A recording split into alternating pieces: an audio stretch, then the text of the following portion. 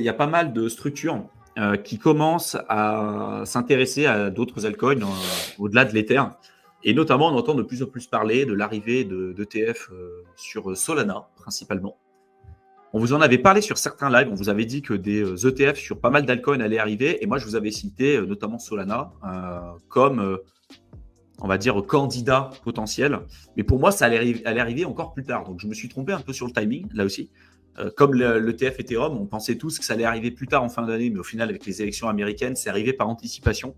Et là, on voit qu'il y a pas mal, du coup, de structures. Alors, il y a 3 EQ que je connais pas clairement comme structure, mais qui a lancé une demande pour le lancement d'un ETF sur Solana. Il y a Vanek également aussi qui a fait une demande. Il y a pas mal d'articles que vous pouvez retrouver sur Internet qui vous démontrent tout ça. Et il y a également aussi 21 Shares qui a lancé aussi une demande pour l'ETF Solana. Donc ça démontre qu'il y a une vraie demande de la part des institutionnels. On verra si le timing est intéressant et s'ils ne se sont pas trompés. Mais il faut savoir qu'à chaque fois qu'on a un lancement d'ETF, c'est qu'il y a une demande importante. Ils vont jamais lancer un ETF, par exemple. À chaque fois que les lancements des ETF, par exemple, sur l'intelligence artificielle, ça s'est pas fait sur 2020. Ça s'est fait là dernièrement quand on a eu le lancement de ChatGPT et de toutes les innovations qu'on connaît aujourd'hui. Et en général, si vous investissez sur des ETF, investir sur des ETF au moment où ceux-ci sont lancés sur le marché, c'est rarement les meilleurs moments. Et je parle de ceux qui font de la gestion indicielle.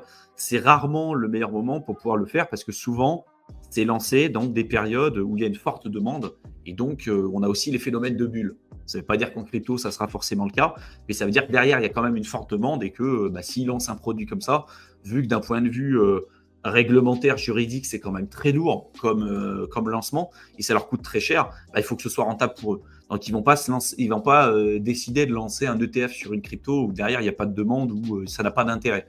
Donc là, il y a une vraie demande en fait sur Solana. D'ailleurs, on le voit avec les volumes, la TVL qui explose, qui a principalement été drivée avec la mania des meme coins et avec beaucoup de grosses figures comme Andrew Tate et plein d'autres qui ont lancé des gros shitcoins sur Solana, mais qui a quand même permis de la croissance et puis l'augmentation aussi importante qu'on a eue depuis le plus bas de Solana. Parce que je vous rappelle quand même que Solana, après la chute de FTX, c'était 4-5 $, je crois, à la fin de ce cycle-là.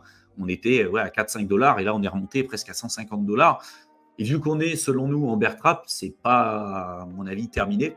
Et avec des ETF qui arrivent, je pense que ceux qui ont acheté sur des périodes assez basses sur le sol seront assez récompensés. En tout cas, c'est mon avis là-dessus.